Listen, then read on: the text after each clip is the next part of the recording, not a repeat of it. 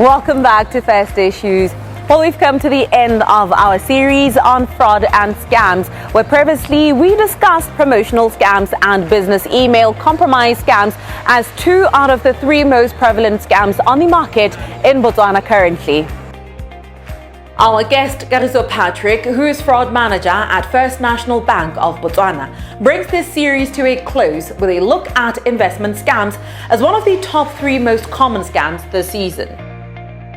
Kagiso, we've come to the end of our series on scams and fraud, and our last conversation will be on investment scams. Let us talk about that. I know at the beginning of 2024, there were a few actually that came to light, and we believe as First Issues that it is important that we bring further light and conversation around this matter. Please take it away. Yes. I think this conversation takes us back to social media also, because this investment, schemes or scams, they're advertised on social media. People are promised, small investments with high returns.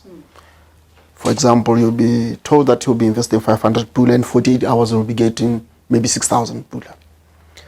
So this is how they manage to lure people or bring people to the schemes. And people, they don't really take time to think about these things. They are quick to act due to the enticement of the high returns, and they end up losing money, in that process. What you are seeing is these people, they don't have any physical presence. They don't have any offices. They are faceless. You will never meet them in person. They only communicate on social media. Once you click on a link on Facebook, then they migrate the conversation to WhatsApp. So that is where now the social engineering will take place. That's where all the conversations, will be happening, and they'll, be asking you to put money into those investment scams. But when it's time to get your reward of what you have invested, the numbers are cut off. They're no longer going through, and you lose contact with those people. So maybe 500 pula, the example that I'm giving, may seem like, insignificant amount. But remember, you are not the only target. There are so many, people who are also falling, victim to this. So, and that is how the criminals make, profit out of these scams. What is it about these exuberant returns should potential victims be understanding precisely about interest rates on loans and all of that, or any investment really, and how much it can give you? Yeah, like the example that I gave, that you'll be investing 500 pula and being promised, a return of 6,000 pula. That's too good to be true. And like the saying goes, if it's too good to be true, it usually is. Yeah. So it doesn't make business sense, because they'll be offering you, rates that are even above market, rates.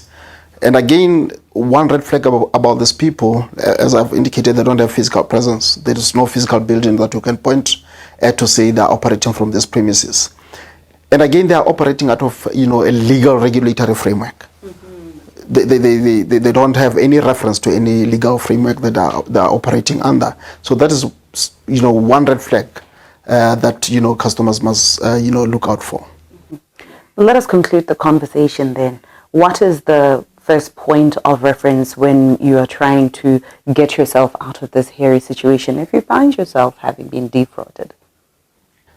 The police are the first point of contact, but as I've already indicated, before, if you feel that you have been compromised, immediately contact your bank, especially where you feel that your personal information has been, compromised.